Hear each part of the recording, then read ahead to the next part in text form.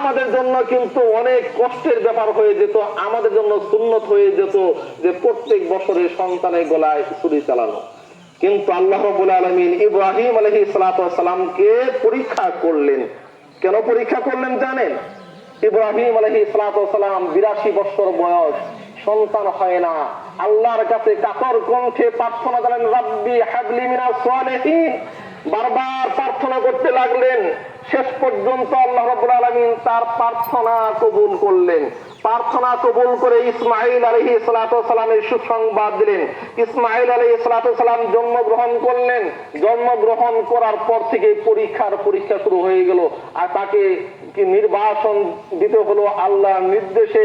শেষ পর্যন্ত যখন ফালাম্মা বালাগা মাহুস সায়া, যখন বয়সটা এমন হয়ে পৌঁছলো, যখন বাবার সাথে হাঁটাহাঁটি করতে পারে, দৌড়াতে পারে, এই সময়টা মহব্বত সন্তানের প্রতি বেশি হয়ে যায়। আস্তে আস্তে মহব্বত বাড়তে থাকে 12-13 বছর বয়স পর্যন্ত। আবার 14 বছর বয়স থেকে আস্তে আস্তে মহব্বত সন্তানের প্রতি কমতে থাকে। কেন কমতে থাকে?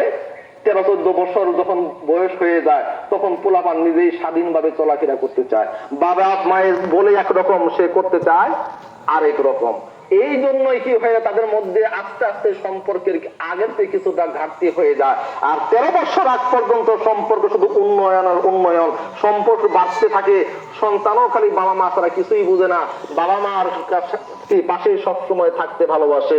12-13 বছর পার হয়ে গেছে, সন্তান আর বাবা মার কাছে থাকতে চায় না, নির্জনে একাকী থাকতে চায়, বন্ধু বান্ধবের সাথে আড্ডা মারতে চায়। ঠিক না বেঠিক? ঠিক ইব্রাহিম আলাইহিস সালাতু ওয়াস সালাম যখন সন্তানের প্রতি মহব্বত চরম পর্যায়ে পৌঁছে গেল, 100 বছর বয়সে সন্তান লাভ করেছে। বিয়ে হওয়ার পরে পরে সন্তান হয় না অনেকে। বিয়ে হওয়ার 1 বছর মাথায় সন্তান হয়েছে, আহারে চাইছিলাম কিছুদিন এনজয় করবো, হঠাৎ করে এটা কেমনি কি হয়ে গেল। ঠিক না? ওই সন্তানের মহব্বত আর এই 82-83 বছর বয়সে সন্তান পাওয়া মহব্বত কি এক সমান? অনেক বেশি মহব্বতের সন্তান। আস্তে আস্তে মহব্বত বাড়তে বাড়তে যখন চূড়ান্ত সীমানায় পৌঁছে গেল, তখন আল্লাহ তাআলা একটু চাইলেন আমি ইব্রাহিমকে একটু পরীক্ষা করি, ওর মহব্বতটা আমার প্রতি বেশি নাকি ওর সন্তানের প্রতি বেশি। এই মহব্বতের পরীক্ষা করতে চাইলেন। তার জন্য আল্লাহ রাব্বুল আলামিন ইব্রাহিম আলাইহিস সালাতু ওয়াস সালামকে স্বপ্নে দেখাইলেন, ইন্নী আযবাহুকা, ইন্নী আরা ফিল মানাম, আমি স্বপ্নে দেখলাম, আন্নী আযবাহুকা, আমি তোমাকে জবাই করতেছি। অথচ মিডিয়াতে এখনো ওয়াজ বাজে, ইব্রাহিম আলাইহিস সালাতু ওয়াস সালাম স্বপ্নে দেখলেন, আল্লাহ বললেন, হে ইব্রাহিম, তুমি তোমার প্রিয় বস্তুকে তোমার প্রিয় বস্তুকে কুরবানি করো। ইব্রাহিম আলাইহিস সালাতু ওয়াস সালাম পরের দিন 100 দুম্বা কুরবানি করে দিলেন।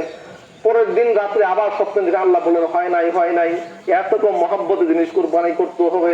পরের দিন 100 উট তিনি কুরবানি করলেন। নাউযুবিল্লাহ, আস্তাগফিরুল্লাহ।